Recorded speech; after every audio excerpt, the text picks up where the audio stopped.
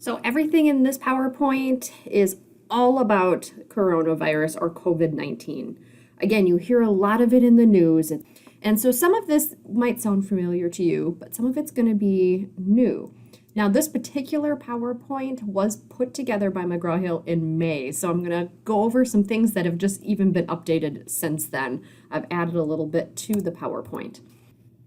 So COVID-19 was first named in the world from the World Health Organization in January of 2020. It was first observed in 2019.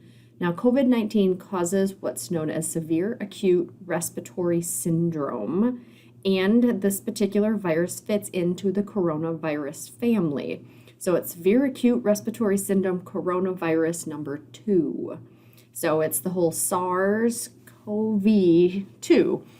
Now, that in itself is a mouthful, so they have shortened it to that COVID-19, which comes from the contraction of the coronavirus disease, and it was first observed in 2019. Again, although it was first observed in 2019, we really didn't know the scope of how fast and how easily it would get transmitted from person to person until about January, late January, early February. That's when the information came out of this really is a virus that's spreading. It can cause catastrophic effects on many people. And it's when we first started to really see it and hear it about it in the news. Now, there are 3 coronavirus strains that have crossed the species barrier, meaning found in an animal, because there's lots of viruses that infect other animals, even plants. It's just when they cross over and can start affecting humans that we're then worried about them. So there was the SARS virus in early 2000 over in China. Again, caused quite a few deaths, infected lots of individuals, it spread, but then it kind of started to die out, and it is the one that they are just finishing up some vaccine work on. There's also a Middle Eastern strain, something known as the Middle Eastern Respiratory Distress Syndrome, or MERS, that emerged in 2012. It's still around. It doesn't seem to be spreading, though, as easily, but it is a deadly strain of this coronavirus. And then our very own SARS coronavirus number 2, identified in 2019, our very own COVID. Now, they do think both that original SARS in China in 2002 and our current COVID-19 both originated from bats, that it was a virus that infected bats, and then somehow it mutated, and there was contact with humans and bats, and that's how it then started to become infective to humans. They're still working on that definitive crossover, but that's right now the leading evidence genetic-wise that it came from bats. MERS, the Middle Eastern strain, looks like it came from camels as a reservoir, was able to change and to start to affect humans. Although it says on here, as of May, there were no approved treatments or vaccines. Well, we're getting there. We do have an approved treatment now. Vaccines? We're seeing about approval. Maybe by the time you're watching this video, and FYI, I am taping this on Sunday morning, November 15th, 2020. So depending on when you watch it, even later this week, there might be some approved vaccines. We'll see. Some virus characteristics. This is kind of some of the stuff right now that you don't see in the news. We talk about transmission, we talk about symptoms, but we don't really talk about the why. Why does it cause certain diseases? What is that structure of the virus, and how does it cause the signs and symptoms we experience? One of the reasons it fits into the coronavirus strain, other than the genetics, other than the RNA itself that allows it to fit into that coronavirus family, it does have a whole bunch of different proteins, little glycoproteins on the outside of the virus itself. And those proteins that stick out on the outside, we call them S proteins, they cover everywhere, all over. It's all those little red spikes that are all over, and they say all those spikes on the outside of the virus resemble a crown or a corona. Now it's that S protein, that S glycoprotein, that's very important, and it's that one protein that really causes the issues for this particular virus. It does have other proteins on the outside of it, but it's that S, that spike, that becomes the biggest issue with it. Now, my little note, we have sequenced the entire genome for this particular virus. It only took, 1 month to sequence all of it, knowing all the base pairs, all the C's, the G's, the A's, and the U's, because it is an RNA. Viral transmission. We know it can be spread from human to humans in droplets. If you're close to someone, that virus itself can spread through coughing, sneezing, and even talking, and can even remain in the air for up to 3 hours. Now, we do also know that it can remain on inanimate objects or fomites for up to 3 days. Now, there's still some tests that are kind of showing some variability in that, and there's a lot of different factors. Well, what temperature is it at for 3 days? What particular surface is it on? Is it humid? Is it dry? Is it subject to UV light? So there's lots of things that can change that 3-day time period. We also know that you can find viral particles in fecal samples. So there is some evidence that it could also be spread fecal oral, but there doesn't seem to be a lot of virus. You'd have to eat a lot of poop pretty much to get that infectious dose.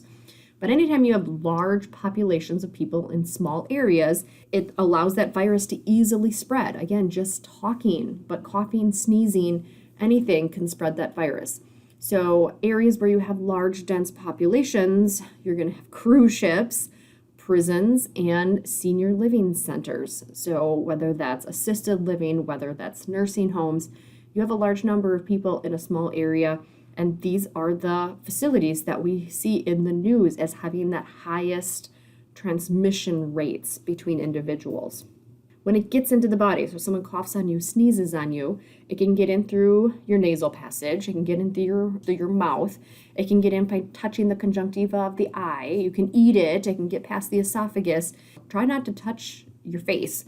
Try not to touch your nose, try not to touch around your mouth, try not to touch your eyes, because those are all possible areas that this virus could go from your skin on your hands into the body. Back to those S proteins. That spike binds to our cells using a particular enzyme called angiotensin converting enzyme 2. We shorten it, because that's a mouthful, we shorten it to ACE2, and I'm going to refer to it as just ACE2. So that's our enzyme that allows that particular virus to bind to our cells. And once a virus binds to our cells, that allows that virus the opportunity to get inside of our cells once it binds. Now, why we have the ACE2, that particular enzyme, that enzyme's job is normally there to lower blood pressure, control our fluid balances in our body, and to regulate our inflammation, our inflammatory response. That's what its job is normally to do. And we have this particular enzymes in lots of different tissues and lots of different organs all over the body. So there's lots of different areas that this virus can target. Once inside the host cell, it's going to do what it normally does, what a normal virus does, is it takes over and starts to replicate. Now, our immune system will start to realize that our cells are under attack. Our cells are starting to die. Our cells are becoming virus-producing factories, and our immune system is going to trigger an inflammatory response.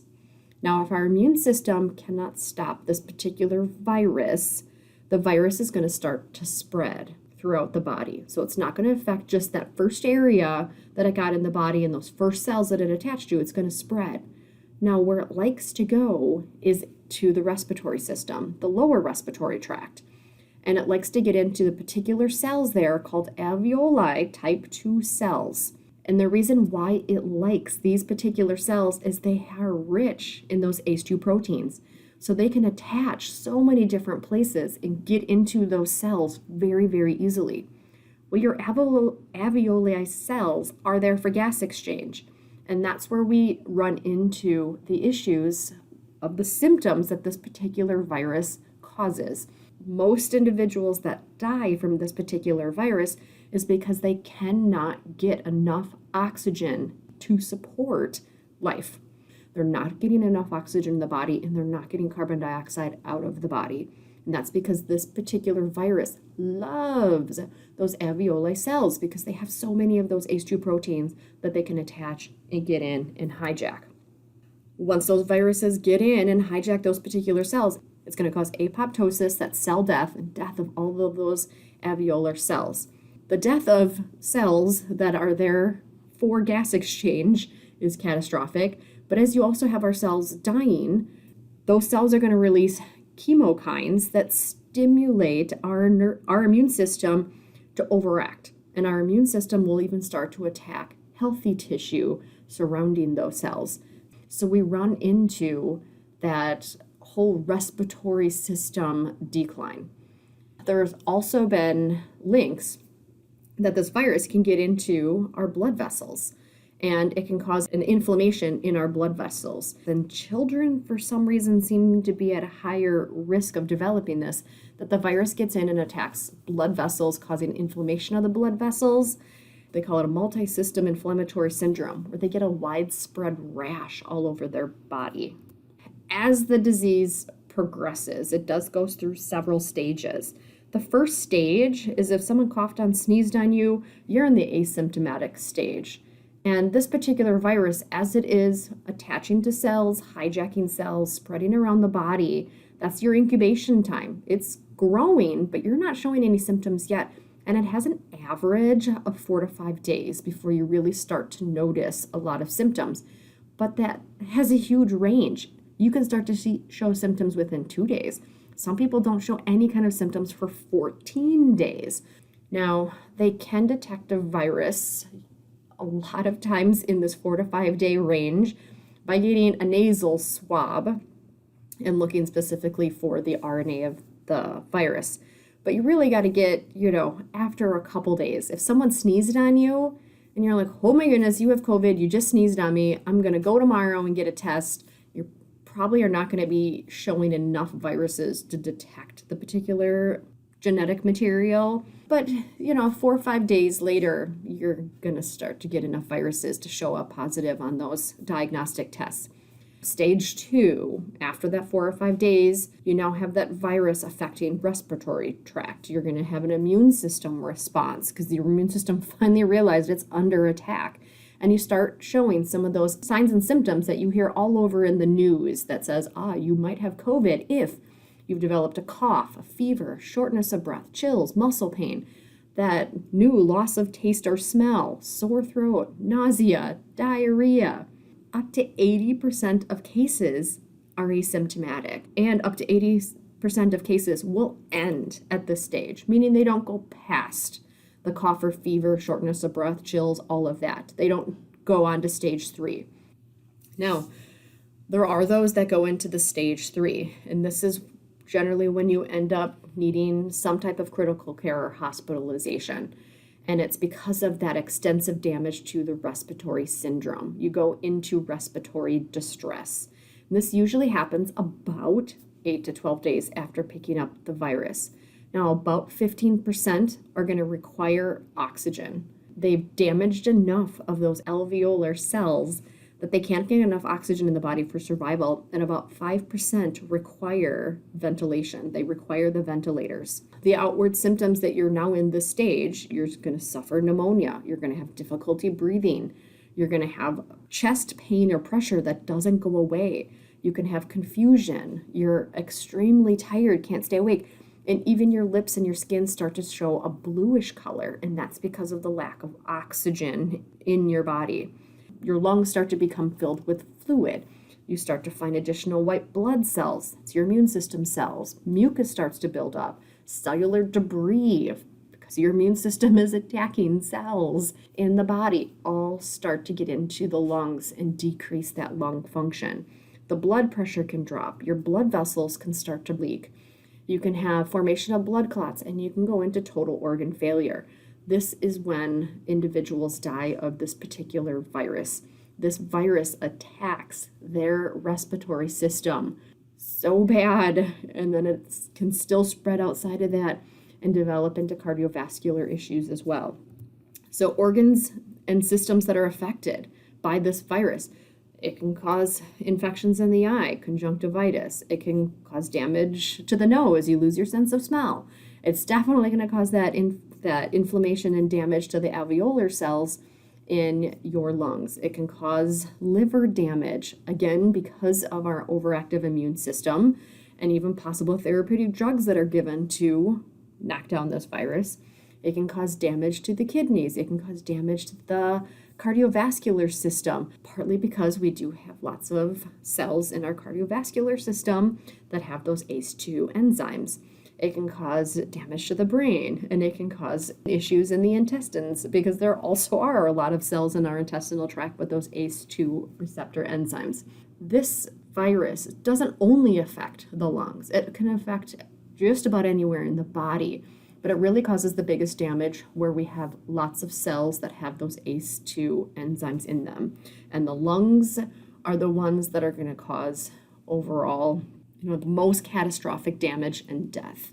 As I said before, kids for some reason seem to get that damage to the blood vessels, and they call that the multisystem inflammatory syndrome. It's inflammation in the blood vessels. They develop a rash, a fever. It can cause multi-organ system damage and lots of inflammation, but most heal and are fine. Again, there's still stuff. We're not sure why kids are more apt to develop this particular outward inflammation and adults aren't.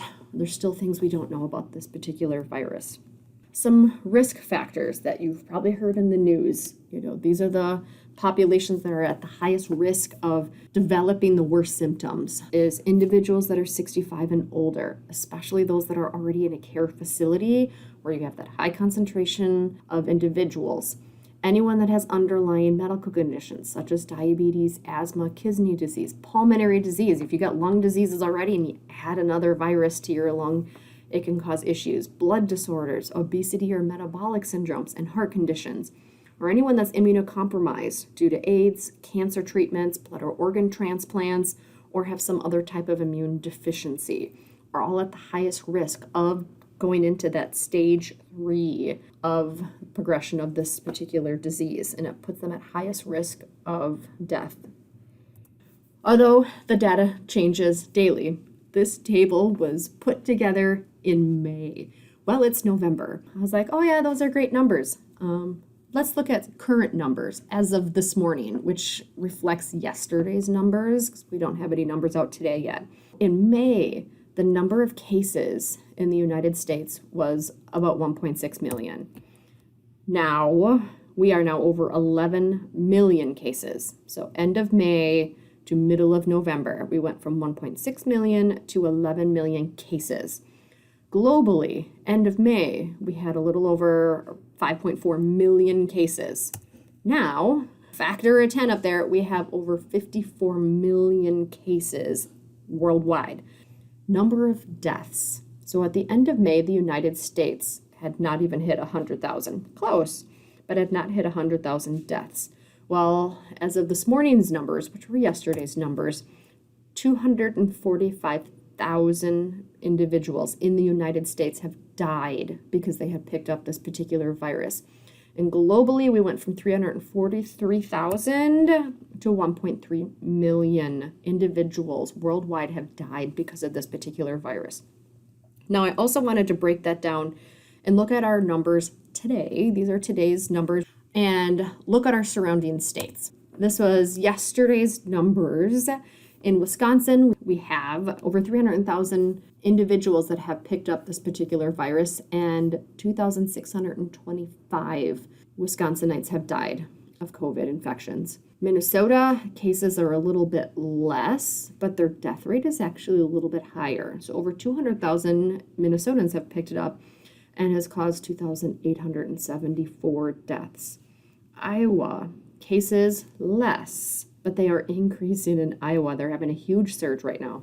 We all are. Cases 184,000 plus, and deaths 1,985. Iowans have died of this particular virus, and the numbers are going up. This is, the most updated numbers as of yesterday. The numbers are going up. More and more individuals are testing positive. More and more individuals are dying. Anytime we try to get and tackle a pandemic, there's 4 responses that have to take place for it to effectively happen. We have to be able to test the population with speed and accuracy. If someone's positive, we need to be able to let them know as soon as possible, not 2 weeks later when they're in recovery or they've died of it. We need to have accurate tests. We don't want to tell someone they're negative when they're actually positive because they're going to have a false sense of security that they're not spreading the virus. We want to be able to isolate infected individuals. That's where we get into the quarantine. We want to be able to do contact tracing, so identify anyone that might have been exposed to the virus so that they can go into self-quarantine. And we got to make sure we do the quarantining, restricting movement of anyone that's been exposed to this particular virus so they are not spreading it to others. Now, some of the testing that's done, because you hear a lot about different types of tests. So these are the differences of those tests that you hear about. So these first two diagnostic tests are used to determine if an individual is currently infected with the virus. And the PCR test is our gold standard test. It is going to take a tiny little bit of the virus. So they're going to do a swab. They're doing nasal swabs. They're even doing some saliva swabs. And as long as the virus, just one single virus is in that sample, they're going to be able to take that little tiny bit of genetic information that's in that one tiny little virus and amplify it. So that one strand of RNA can become 1 million strands of RNA. And then they can accurately diagnose that that strand of RNA is a COVID-19 strand. My note, there are other coronaviruses out there, some that just cause the common cold. They are different genetically. I know for a while there, they were saying, well, we have PCRs. It's just going to tell you that you have the common cold. No, there are different strands. There are different genetics. Just like you all are humans, you are all different genetically. There are lots of viruses that fit in the coronavirus family. They are all different genetically, and the PCR is there to detect specifically the COVID-19 strand of genetic information. An advantage is that it is accurate, and disadvantage, though, is it can take several days for results. Comes an issue is that testing, we want speed. The results are getting a little bit faster as labs in the United States are ramping up their testing. However, the more people that go and get tested, the longer it can take to get results because there's only so many tests you can do in a day. An antigen test detects the viral proteins, so it can look for that S protein that's on the outside. So it's not looking for the genetic material, it's looking for antigens, like an S antigen that's found on COVID-19. Now, what's great about the antigen test, it has results in a few minutes, but it's only a good screening tool. It is not as accurate as a PCR test. So we can get results within minutes. I know on UWL, the Student Health Center is doing antigen tests. Again, we want results in minutes for students, and it's a good screening tool. However, it can result in false positives. It can also result in false negatives. It is not as accurate as looking for that genetic material. So they recommend anyone that gets an antigen test to follow it up with a PCR test to confirm. Also note about the antigen test. It's one of those you want to know within minutes. If you're positive and it shows positive, you can start quarantining. Go still get a PCR test, but you can start quarantining thinking that you've got this particular virus. The disadvantage is if it tells you you're negative, you might have a false sense of security that, oh, well, I'm not positive. I'm going to go out to the bars. I'm going to go hang out with all my friends, thinking that you're not positive when actually you are and you're spreading it. But La Crosse County, I do not know about surrounding counties, does not include antigen positive tests in their numbers because it is not as accurate as a PCR test. So in La Crosse County, if you hear, oh, well, we had 200 people in La Crosse County test positive today, just know those are only PCR tests. So you hope that anyone that had gotten an antigen test that tested positive followed that up with a PCR test, but it's not required. And so a lot of individuals don't. I mean, if they self-quarantine, awesome.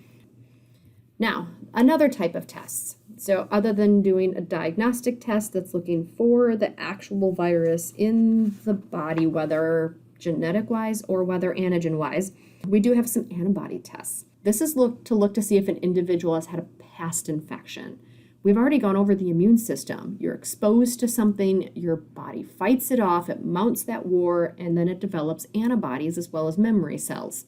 So this tells us if you've got antibodies in your body that you were exposed to the virus at some point. We can usually start to detect some of these antibodies about 5 days after an infection.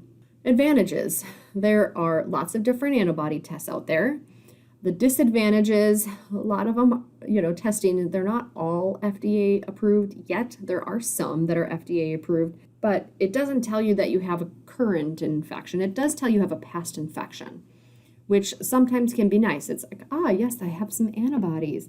That doesn't mean you are immune to the virus. We know of cases where people have suffered from COVID-19 and picked it up 2 months later, and we don't know how long those antibodies stay in the body.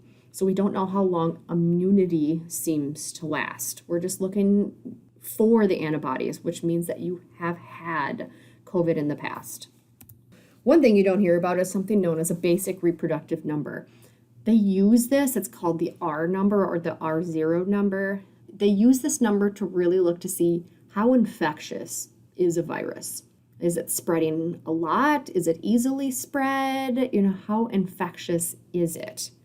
Any disease that has an R0 number of less than 1 means eventually that bacteria, virus, whatever it is, will ultimately die out. The R0 number represents the number of individuals that can be infected from one person. So if it's less than 1, in theory, you're not infecting enough to sustain the virus and it dies out. Where they put the COVID-19 R0 number is they calculate it somewhere in the 5 to 6 range, meaning one individual can easily transmit it to 5 to 6 other people. And then those 5 to 6 other people can transmit it each to another 5 to 6. This means it's a highly transmittable, contagious disease. Once we have those numbers to know how infectious it is, it means it also gives us a number of what percentage of individuals need to have either had the virus or be immune to the virus to eventually stop the spread. And we know if that R0 number is 5.7 as an example, so somewhere between 5 and 6, we know that at least 82% of the population needs to be immune to eventually make this virus go away. That means 82% of the entire world needs to have either picked up the virus and have had COVID-19 or have a vaccine against it. As we do not have an FDA-approved vaccine this morning, for us to develop herd immunity, meaning enough people are immune to it, that it can't spread, we need 82% of the entire world population to have picked it up. I'd say here in La Crosse County, we're probably around 5%. And look how many deaths we have already. We're talking, it's catastrophic. Millions more individuals will die if we try to get to herd immunity of trying to get 82% of the entire world population having COVID-19. It's catastrophic. We need a vaccine or imminent death is going to happen to so many individuals. So that's a scary number when you have an R0 number that high and you have to have at least 82% of the population immune. That also means when we do get a vaccine on the market, if people aren't vaccinating using the available vaccine, we're never going to get to that 82% number. It's something to think about in the future as you start to hear this in the news and as you start to hear about approved vaccines. I know we'll get to a vaccine coming up. The newest vaccine that's been making the news is saying it's 90% effective. No vaccine is 100% effective. Some people's immune systems don't react to it as well as they should. Some people's immune systems just don't react or recognize that vaccine whatsoever. But a vaccine that's 90% effective is pretty effective. However, for us to get to that 82%, that means almost the entire world has to be given that vaccine. And I know lots of individuals are not going to vaccinate. I find it very unlikely we're going to get to this 82% without a lot more individuals dying of it. Some things to prevent yourself from getting it. You hear this all the time. Wash your hands, use hand sanitizer, that's 6 feet distance anytime you go anywhere, cover your mouth and nose, making sure you're wearing that mask, and cleaning and disinfecting lots of high-touch areas often.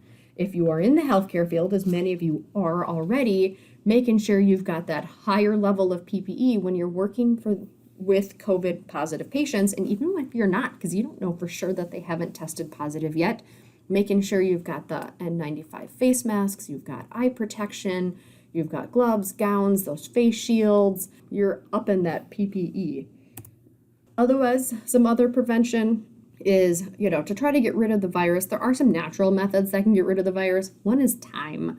This virus doesn't last forever on surfaces. It can last for days on surfaces. We know things that are left outside in sunlight, that UV light can kill it, and so it reduces the transmission sequence if you're outside. Otherwise, there are a bunch of disinfectants, a lot of high levels of bleach, high levels of alcohol that are available that can kill this particular virus. Otherwise, I said before, UV light, not just from the sun, but we can use UV radiation. There are filters, air filters that people can buy that have a UV light in them to kill. It uses the radiation to kill the virus. So a lot of hospitals, nursing home settings, even businesses are buying these UV light devices to kill the virus in the air. Our best bet, though, is to develop a vaccine. Normal vaccine development takes years. It's not uncommon for it to take over 15 years. Again, you have to have a plan on how to make a vaccine, how to test a vaccine, to get the approval to test the vaccine. Then you have to get people to volunteer to get, experiment with the vaccine to get a vaccine. And then you've got years of watching those patients that have gotten the vaccine to look, did they develop whatever it is you're vaccinated against? How long do they seem to have immunity? Do they have immunity for 6 months, for 6 years, for 60 years? It takes a long time to do some of this tracking. However, we've put a lot of money, we put a lot of resources into developing a vaccine because of this catastrophic effect it has had worldwide. And so within months, we've got vaccines out there. And part of the reason we had some of that initial vaccine groundwork is that we've been working on vaccines for the original SARS from China. So we already have background information. We already had some background in developing vaccines for coronaviruses. The idea is just tweaking it to target this particular virus. And so we just started developing this in the spring. We started developing vaccines. And within months, 6 to 8 months, we are already in trials, in final trials, and we're even at that we have results and we're looking to get FDA approval, which might happen this week. We'll find out. A couple of the big drug companies that are developing vaccines, and just about any drug company that makes vaccines is looking to do a COVID-19 vaccine. But Novavax, there's the Moderna Therapeutics, AstraZeneca, any type of drug company, they are putting all their time and energy into developing a COVID-19 virus. Now, Pfizer is the one that just made the news last week. This is the one that they've come out with some of their initial studies that says that their particular vaccine is 90% effective. Again, there are still Moderna, AstraZeneca, Novavax that are all out in clinical trials right now, and their vaccine could also still get approval. And maybe they're a little bit better. Maybe they'll have a 95% effective rate. We're still kind of waiting for all of those results to come in and for these vaccines to get FDA approval, that they say, yes, they are safe for individuals to get and they are effective. Treatments for those that do suffer from COVID, well, there are some drugs that are being suggested out there as hopeful responses. Remdesivir, chloroquine or hydroxychloroquine, and even some high doses of vitamin C are all showing some promising effects on how they target and reduce the severity of COVID-19. However, there is still so much work to be done to show that it's actively working against this particular virus. One treatment that they have is using convalescent plasma. Now, what that means is someone that has suffered from COVID-19 is that they will have antibodies in their plasma. Well, from our immune system unit, antibodies' job is to target a very specific organism using antigens, and they target it for destruction in several different ways. Well, if we can take antibodies from someone's plasma that's already suffered from COVID-19 and give it to a patient, that's your passive treatment, is that you're given antibodies that were made elsewhere. When the PowerPoint was made in May, we didn't have any approved treatment. It's like, yes, we see that this is definitely a possibility. We don't have official treatments. Well, as of last week, we now have an FDA-approved antibody treatment for COVID-19 that says that, yes, we can isolate these, we know how to give them in what dose, and it has good results. We're not going to say they're perfect results. It kind of depends on the patient and in the stage and how much damage has already been done. but we do have some treatments of using those antibodies that are harvested from someone that's already had the virus. So we end here. It's a new virus. Information is changing every single day. Just the catastrophic effect, the deaths, the infection rate, the pain that people are in that suffer from this particular virus. I'm happy to see that we are finding treatments quickly. We are developing vaccines quickly. So I like to see where we're going. So I'm hoping that by spring we will have approved vaccines out and they will be readily available to anyone that wants to get them. So we're going to end there. Everything you wanted to know about COVID and more.